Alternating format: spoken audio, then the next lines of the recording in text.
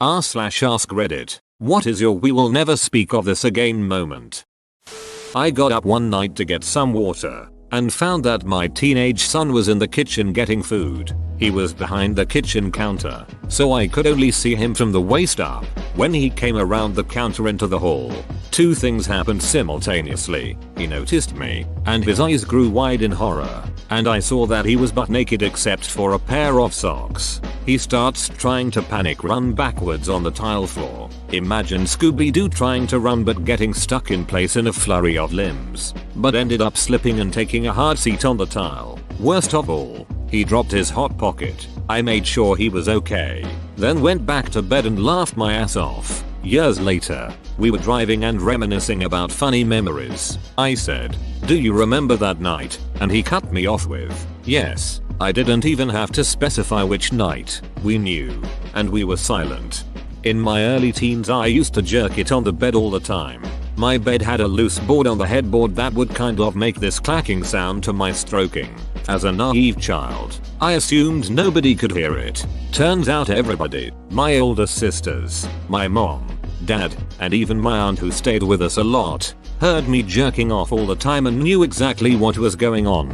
I learned this about 4 years after moving out when we all got together and got drunk one night. And on my way up to the bedroom my drunk ass mom goes, "We don't want to hear that headboard clanking tonight or you're going to be washing those sheets." Everyone laughed. I was like, what? And then thought about it all night. Nobody acknowledged it at breakfast. Good god, that was awful.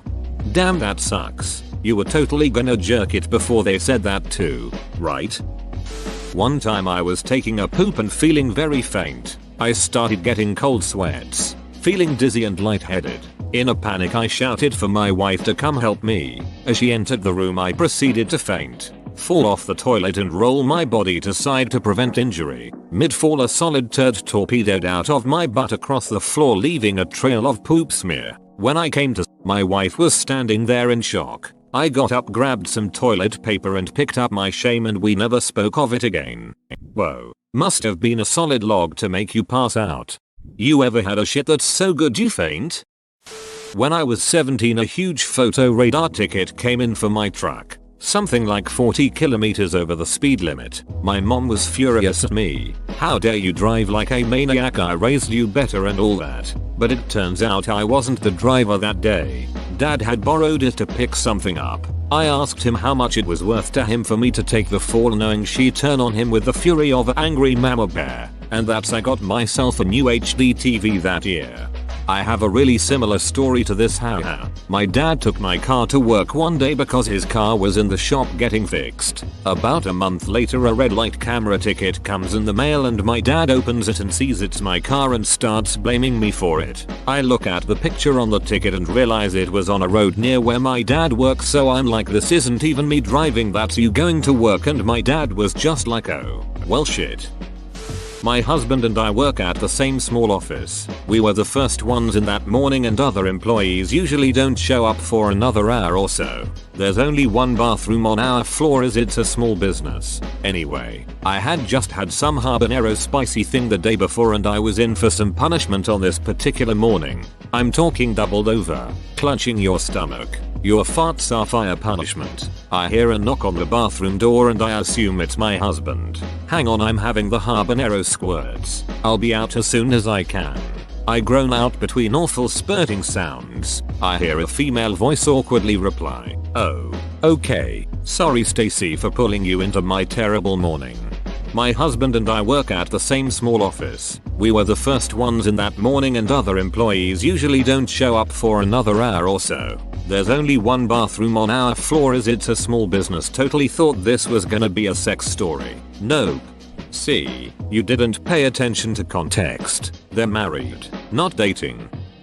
My brother had an imaginary girlfriend with an imaginary Facebook profile. She would post loving, imaginary messages on his wall. I asked about her a few times, then got a little more persistent. After a while, I got suspicious and did an image search for her photos. They were for another person in another country. Also, no one ever saw the imaginary girlfriend. If someone asked me about her after seeing their loving Facebook exchanges, I would kind of imply that we'd met to spare my brother and myself. Embarrassment. Eventually, he stopped talking about the imaginary girlfriend and she stopped posting imaginary things. I will never ask what happened to her. I'm pretty sure he will never mention her again. She's still on Facebook.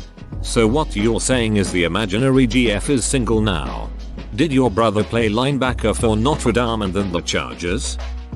When my best friend died, we figured he would have liked a sky burial kind of, so at the height of the funeral party we released his ashes into heavens with a giant balloon. After a few meters of flight the string has snapped, and his remains covered the mourning crowd. Everyone made their best efforts to get very drunk as soon as possible. We will never speak of this ever. I mean, somebody should, in therapy, maybe? Haha, it happened 10 plus years ago. Now at least I can write about it. There was a countdown for the main event. Guests got their own normal balloons so they could release all at once together with the carrier balloon. This picture stays with me forever. Bright sunny day. Shitload of colorful balloons flying with a big one. Snap. The only sound is his 5-year-old kid crying heavily while looking up the sky covered in the father's ashes. Later it turned out the kid didn't understand, but only was sad because all the balloons got away. But still, bloody hell. My father and I had a porn Cold War. There has been a tacit agreement never to speak of it, and we haven't. When I was a teenager, my mother found my hetero porn stash. Both parents confronted me with it when I got home from school, and of course confiscated it, and of course threw it in the bin.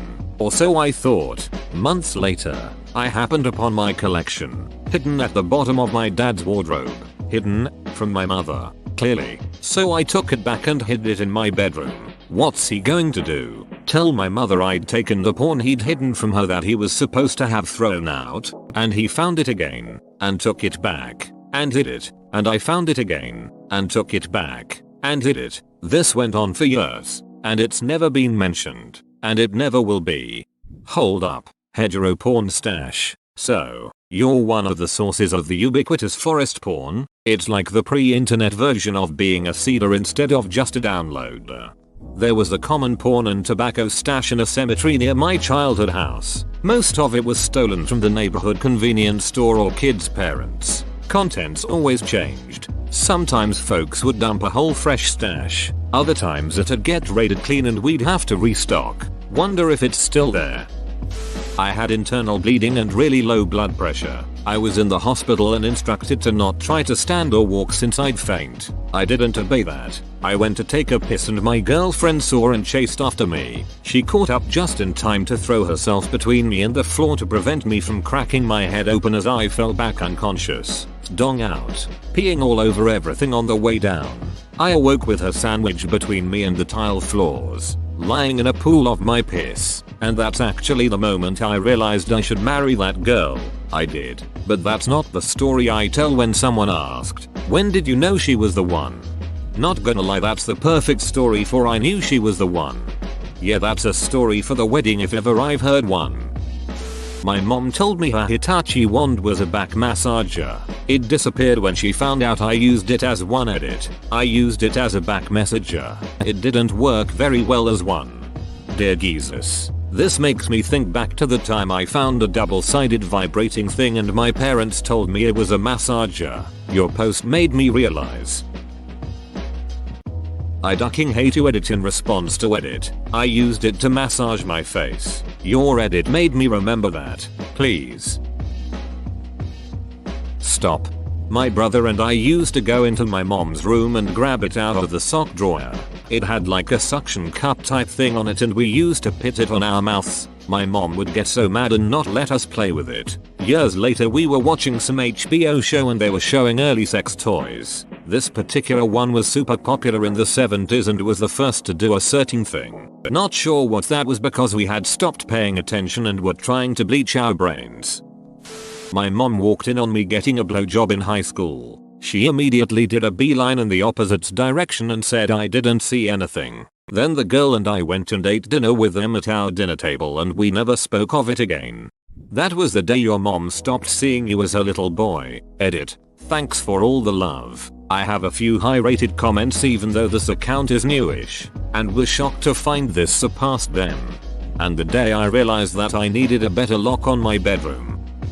Similar to the porn story that's already been posted, my dad and I have been in a bong stealing war for several years. I guess it's over now that I moved out though. When I was 16 they found my bong and confiscated it. Told me they were going to break it and toss it. A few months later, I found it in my dad's shed. Clearly it had been used since I last saw it. It was dirtier, and also it was stored next to some very shitty weed. Open bracket. Come on, dad. So I took the bong back. And of course he couldn't say anything because he was supposed to have broken it. But he found it in my car several weeks later and took it again. Then I took it back from a different hiding spot in the shed. We've never mentioned it, and never will. Edit. My highest rated comment now is about stealing drug paraphernalia with my dad. I think I've peaked. I can die happy. Well, you could just get high together sometime. Seriously, this is a prime opportunity to extend an olive branch. Poor man can't find anything better than ditch weed. Seems like an easy way into an alliance to me. The time I showed my dong to my father because I thought it was shrinking. I was 17. At school I ate something for lunch that didn't sit well with my stomach. Next thing I know I'm in my classroom hunched over feeling like my stomach is combusting. I go into the bathroom to find that my penis has become short and black, with the skin crusty and dry. It felt like it would rip off if you tug on it a little. When I got home I was hysterical because I thought I would lose my penis, or that this was permanent. I decided to swallow my embarrassment and show my dad. We did nothing about it and eventually the skin went back to normal and my penis grew back to an almost normal size. However, my penis is not as long as it used to be, both erect and flaccid. Still to this day I don't know if the food I ate was the cause of it. It was just a slice of pizza. My dad and I have never spoken of that day. Update. I think it's important to note that I'm black and I have light brown skin, so it's possible that my penis wasn't actually black but the contracted skin made it look darker in color and I confused it for turning black. Also, when I showed my dad my penis looked almost normal. The skin wasn't as contracted and wasn't nearly as dry as it was when I looked in my school bathroom. That's why he decided not to take me to the hospital. That was a true father-son bonding moment. My dad was diagnosed a few years ago with lymphoma. He's in remission now, near the height of his treatment. I went to his house for a visit. He called me into the bathroom and said he needed a hand with something. I obliged, and when I got to the bathroom, he handed me a small box. Reading the packaging, I discovered I was holding a home enema kit. I looked at him. I looked at the box. Then I had a mental image of his anus. Then I looked back at him. Then back at the box. I said, "Oh geez, alright then." He started laughing and said he was joking. Apparently he did the same thing to all of my siblings as well. We all reluctantly agreed to give our father an enema. That's love, folks. The smoking hot guy I met the prior weekend asked me out and, naturally, I said yes, because I'd just met him. I asked if I could drive, and he said no problem. On the way to get some grub, we're cruising along with the perfect tunes playing in the car, windows down, on an absolutely beautiful night. He looks over, I look over, we're both just sparkling. You know, it was one of those moments where you want to take a mental snapshot. And then, I guess we must have driven through an area of something he was allergic to, because he sneezed a couple small ones. Then with one massive blow, honked a wad of snot oil over my windshield and dashboard. But, unbelievably, that's not the worst part. No, he pretended like it didn't happen, and went about talking, and scooping it up with his hands and smearing it onto his pants. I was beyond mortified. I was throwing up in my mouth. My eyes were watering, and he didn't want me to pull over to get it cleaned up. We had to go to dinner like that, with snotty pants. Sigh. I ended up marrying him. We have never, ever spoken of it again. Not even 40 years later. Edit. Holy snot balls, Batman. This has blown up. Thanks for all the excellent karma. Wish I could show the hubs to the post, but, you know, IT's in the vault. The last sentence is great. Ye didn't see that coming. Haha. I had surgery over the weekend and have been extremely constipated. Yesterday I was squatting over a toilet, crying with a jar of Vaseline sitting next to me. My friend, who had come to visit, opened the bathroom door and made eye contact with me as I was attempting to birth 5 days of fecal matter. She then slowly backed out and shut the door. Everyone's suggesting laxatives and stuff, but I think you should just try locking the bathroom door. How is locking the bathroom door not common? This is beyond weird to me. Not me, but my father's story. During World War II, my father was a photographer for the 9th Army Air Corps. Most of the time it was ground-based, but occasionally he flew. During the lead up to D-Day, he flew multiple missions in a bomber converted to a stereoscopic camera, 3D imagery, platform. The bomb bay had been gutted and the camera installed there. They would overfly France and take pictures until they either ran out of film or the Luftwaffe showed up. To minimize detection, they flew alone with the escort fighters circling out over the channel. In event of an attack, they'd drop until they were skimming the waves and run for England, passing under the fighters who'd engage the Germans while they fled. This, of course, didn't have its risks, and on more than one occasion they'd be caught too deep into France or the German fighters would get the drop on them and they'd have to man the guns. Crew size meant even the photographers had to man a gun. So with all that, here's a let's never speak of this again moment. They were still at a high altitude. One of the guns jammed and the gunner took off his glove and ended up freezing his hand to the metal of the gun. He's yelling for help and my dad goes over and says, "There's 2 ways to get your hand off. Either we yank it off and take the skin off your palm, or we use warm liquid." I know of only one source of that. "Never tell anybody about this," was said.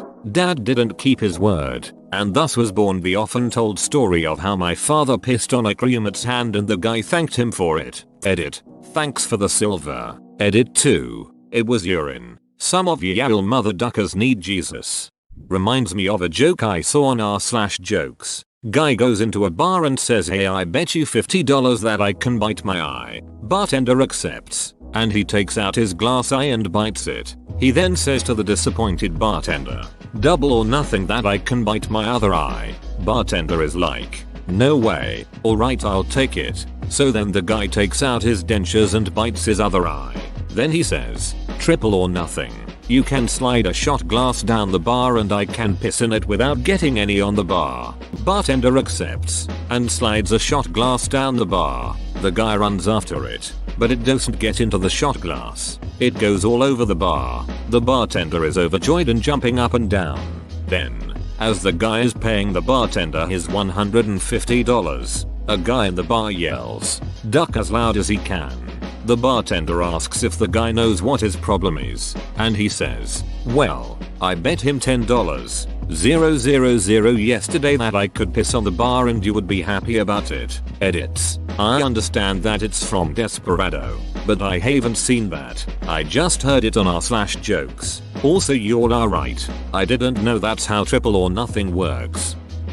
Had to stay with a work friend one night as we had a conference in his hometown the next day. It was weird enough staying in his spare room, but to top things off, he had a fancy modern bathroom with a square toilet, which of course, I blocked in the morning with a turd the size of MT Fuji. After 30 minutes of fruitless searching for a plunger while the situation went from bad to worse, he knocked on the door and asked if I was okay. I had to tell him not to come in but to just hand me a ducking plunger and some bleach. Apparently his GF did the same thing the first night she stayed at his place, so at least I'm not alone. To this day I cannot look him in the eye at work. Edit. Ouch, my inbox. I get it. Everybody poops. Whoa, you made it to the end? You're a ducking beast. I'll cut you a deal. Smash like and subscribe for more curated content, bruh. It's free and that's a great price.